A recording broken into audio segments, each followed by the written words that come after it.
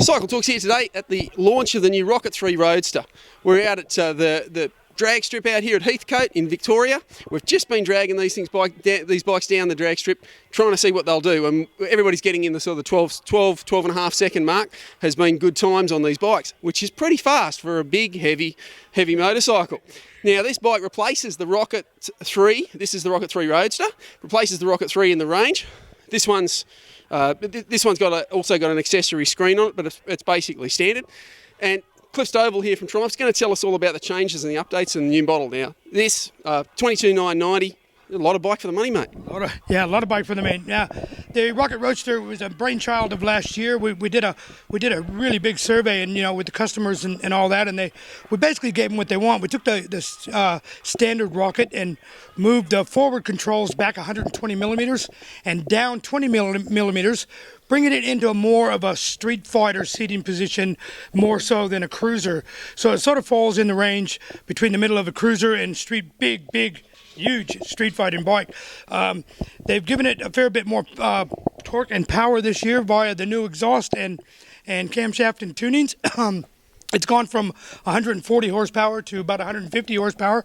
It's gone from 165 newton meters of torque to 221 newton meters of torque this year. Basically, and that the new styling of exhaust, softer, more supple suspension, better brakes. More braking power. The bike is like Nigel said, $22,990 plus on roads, but that is also with ABS standard. So normally ABS is about another $1,000 on top of the bike, and this bike comes in at the same price as the old standard bike with the ABS option already fitted to it. So it's a fantastic deal. It's a beautiful thing to ride. It does come in black or black, matte black or gloss black, or phantom black as Triumph calls it. But yeah, just a beautiful bike to ride. Excuse me.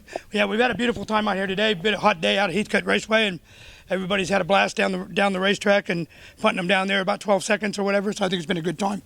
Yeah, I've had a great time. It's been a lot of fun. Yep. First time I've been on a drag strip, and it was a great bike to do it on. Didn't want to do wheelies. Doesn't want to pop up. Obviously, it's so long, and it is a heavy motorbike, but it's still doing 12-second quarters. So there's a lot of power there. Yeah. Heaps and heaps of grunt. Yeah. We rode them up from Melbourne. They're good fun to ride on the road. Obviously big and things, but the foot pegs being further back than the older model makes it a lot better to ride in so many ways. I mean, if you really need to, you can stand up on the foot pegs, so you can go over bumps and things. If you not that you have to very often, but if you do, they're there. The ABS included, I think that's a fantastic thing. Now, we've got this model. Now, there's only one other Rocket 3 in the range this year. The other Rocket 3 in the range this year is the Rocket 3 Touring, which is the full touring bike with screen, panniers, and all that sort of stuff on it. So it's got a full touring bike.